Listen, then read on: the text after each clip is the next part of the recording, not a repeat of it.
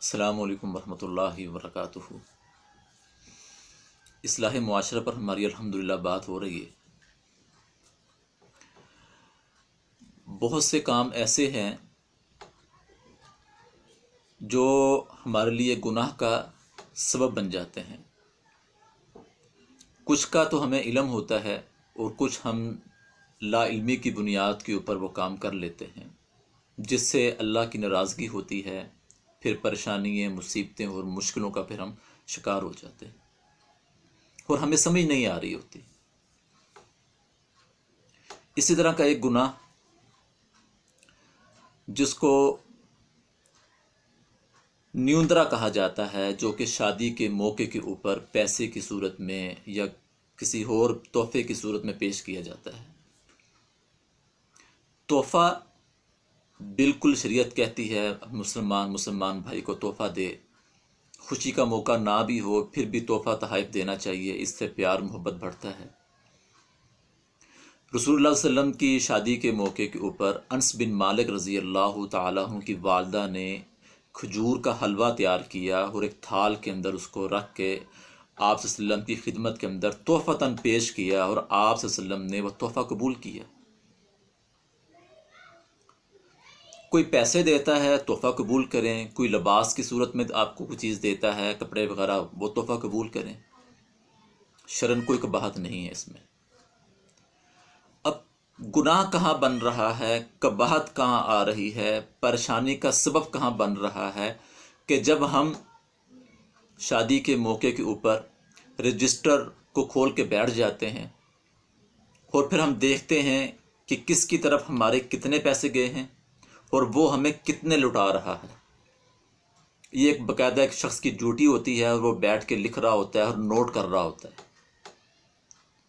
और जिसके पैसे कम आते हैं उससे बहस और तकरार हो रही होती है और रिश्ते टूट रहे होते हैं, ख़त्म हो रहे होते हैं। मैंने मुख्तलिफ लोगों को इसके मुतालिक थोड़ा सा पूछा कि मैंने कहा एक पैगाम मैंने रिकॉर्ड करना है, तो लो थोड़ा सा मैं इसके बारे में मालूमात लूँ।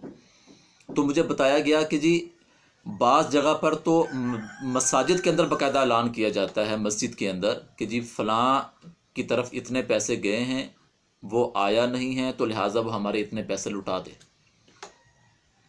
एक भाई ने मुझे बताया कि मेरे भाई की शादी के ऊपर एक फ़ैमिली आई, उन्होंने हमें 3000 रुपया दिया। तो जब उनकी बेटी की शादी आई तो मैंने कहा कि चलो आप 2000 रुपया, मैंने अपनी मिसेस से कहा कि आप इनको दे दें। तो वो कहते हैं कि जब उन्होंने पैसे दिए तो उन्होंने मौके पर ही कह दिया कि जी हमारी तरफ से तो आपकी तरफ 3000 रुपया गया है, आप हमें 2000 रुपया दे रहे हैं, हमारा 3 मुकम्मल करें, उसके बाद आपने ज़्यादा देने तो दे दें, वरना हमारा 3 क्लियर कर दें, आप अंदाज़ा कर लें। यही वजह है कि जिसकी वजह से फिर रिश्ते ख़त्म हो रहे हैं, टूट रहे हैं, मोहब्बतें ख़त्म हो रही हैं। इंसान झूठ बोलता है, बहाने लगाता है, उसके पास वो वसाइल नहीं होते कि एक फ़ैमिली ने मुझे 5000 10,000 रुपया दे दिया। यार आपने दे दिया है तो अपनी इस्तिताअत के मुताबिक आपने दिया है ना। अब वो जो दे रहा है वो ले लें खुशी से। अब नुकसान क्या है मैं आपको ये बताना चाहता हूँ, ये बात ज़हन में बैठा लें कि जिसकी नीयत ये है कि इनकी तरफ मेरा 5 गया है, ये मुझे 6 दें, मुझे 7 दें, तो आप सूद ले रहे हैं, सूद खा रहे हैं।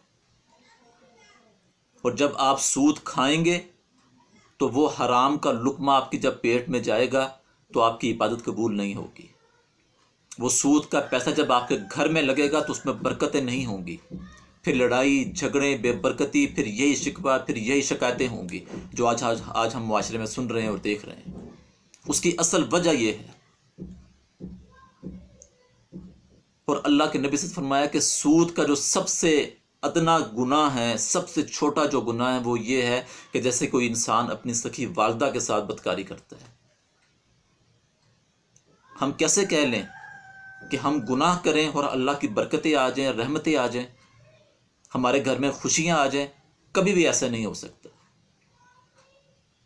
तो लिहाजा मेरे इस पैगाम को फैलाएं, लोगों को आगाही हो, लोगों को पता चले कि भाई तोहफ़तन कोई भाई बहन हमें जो दे रहा है खामोशी से ले लो, ये उसकी इस्तिताअत है। जब हम जाएंगे जो हमारी इस्तिताअत होगी हम दे देंगे।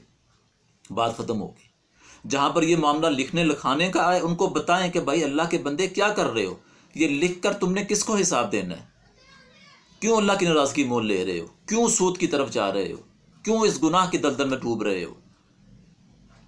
तो अल्लाह से दुआ है अल्लाह हमें अमल की तौफीक अता फरमाए। मेरे इस पैगाम को जहाँ तक होता है आप फैलाएं, लोगों को बताएं, ताकि मेरे इस पैगाम की वजह से अगर किसी की सलाह हो जाए तो वो फैमिली जो है ना वो सूद जैसी गुनाह से जो है ना वो बच जाए और अल्लाह की वो बरकतों और रहमतों में आ जाए।